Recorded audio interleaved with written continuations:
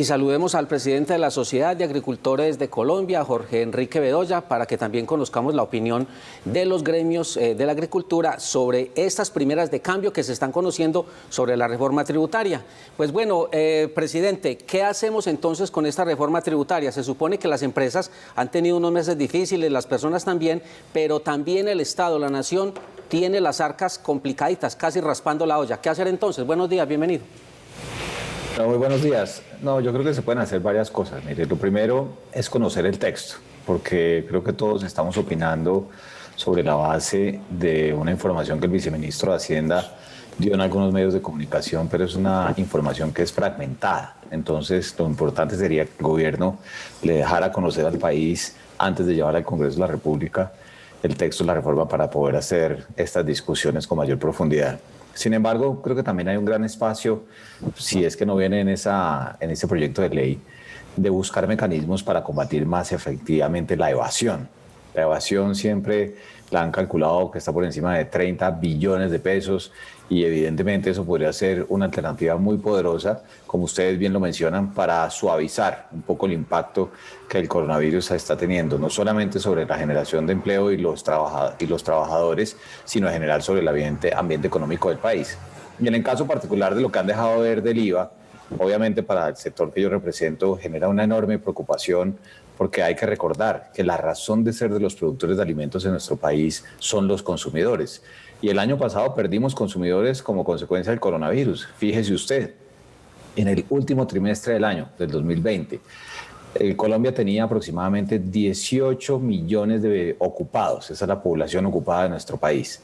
De esos 18 millones de ocupados, prácticamente 13 millones tenían un ingreso entre 790.000 pesos y 965.000 pesos. De tal manera que eso es una cosa que es absurda desde el punto de vista de si se le va a poner el IVA a la canasta familiar, ¿qué va a pasar con esos colombianos? Más del 47.6% de la población ocupada en nuestro país ganaba menos de 790.000 pesos. Entonces usted tiene ahí unos números donde uno no se imagina qué es lo que podría pasar hoy, que los productos de alimentación para los colombianos no tienen IVA, la gran mayoría de ellos, que el 1 de enero del 2022 llegáramos a tener un IVA del 19%. Eso es encarecer la comida de los colombianos, y si bien el gobierno tiene unos mecanismos de devolución para los hogares que están en condición de vulnerabilidad, hasta donde yo entiendo, esa devolución se le hace a 2 millones de hogares. Pero fíjese usted lo siguiente, Colombia tiene 10.9 millones de hogares que ganan menos de 2.7 millones de pesos, y ninguno de esos es clase alta,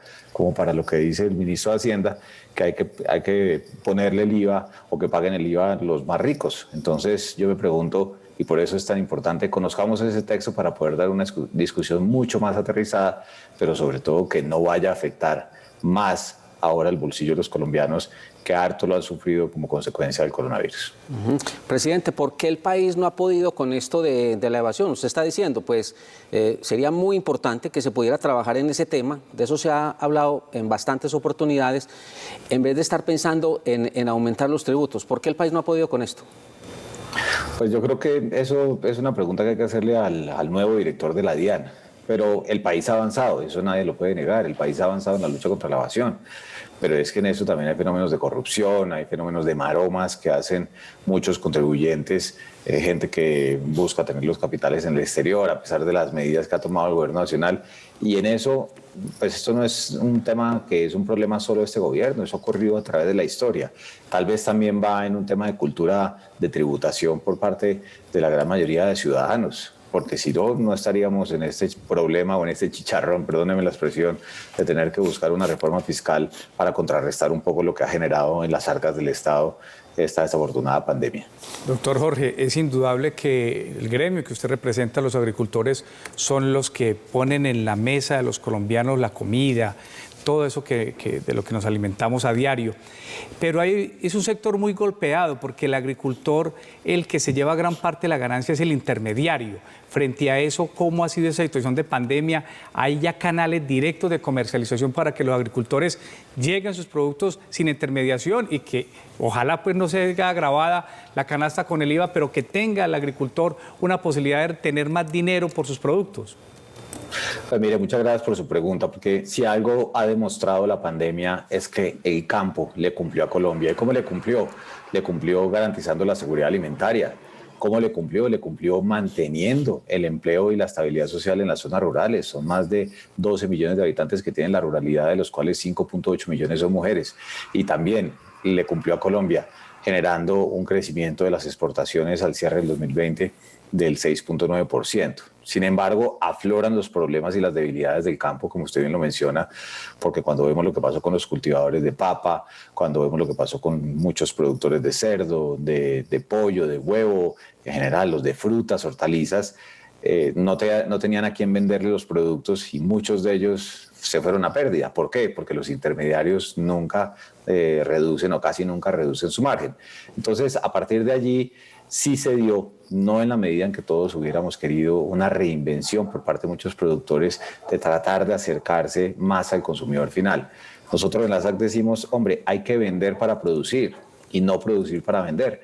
Porque yo recuerdo en gobiernos anteriores que generaban programas de política pública para incrementar la oferta y después quién se la compraba. Y el Estado, hay que ser claro, el Estado no puede resolver esos problemas porque no tiene la caja y porque obviamente también tenemos que hacer cosas con los productores. Entonces sí hay sectores donde afortunadamente se han logrado meter en los temas digitales, sí hay sectores o algunos productores donde han logrado hacer economías de escala para comprar su camión y no depender del intermediario, pero desafortunadamente sí es un problema muy serio que tiene nuestro sector, que se exacerbó como consecuencia de esta pandemia. Ahora que viene, pues el coronavirus desafortunadamente llegó para quedarse y lo que corresponde es diseñar esos mecanismos de política pública, incentivos, y podríamos hablar de ellos también, pero por el otro lado, la cultura y el cambio mental del productor, que indudablemente va a tener que hacer un esfuerzo mucho más grande, pero cuando usted está más cerca del consumidor, si bien tiene un costo de venta más alto, tiene menor volatilidad en el ingreso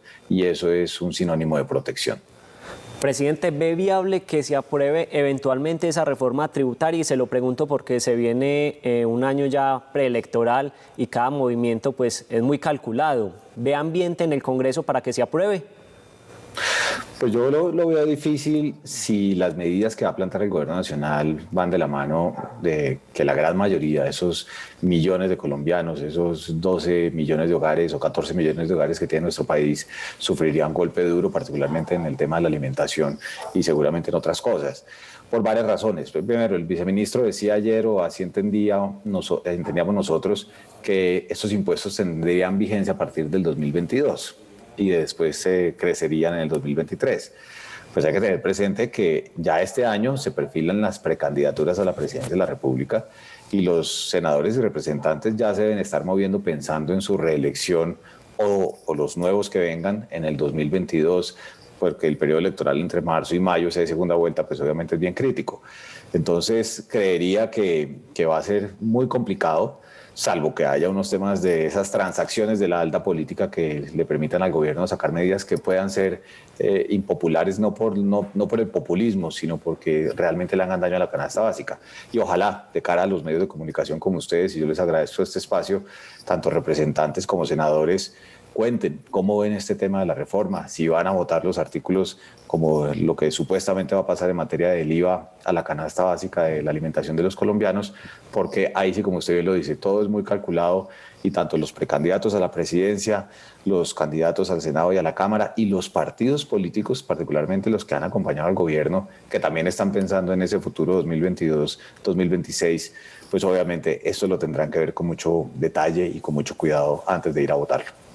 Presidente, le agradecemos mucho. Esperemos entonces que se conozca el articulado, el texto de lo que va a ir al Congreso y hablaremos seguramente más adelante cuando tengamos mayores certezas, porque como decíamos al inicio, estas son las primeras de cambio sobre el tema a partir de las declaraciones que se han entregado desde el Viceministerio de Hacienda. Que esté muy bien, presidente.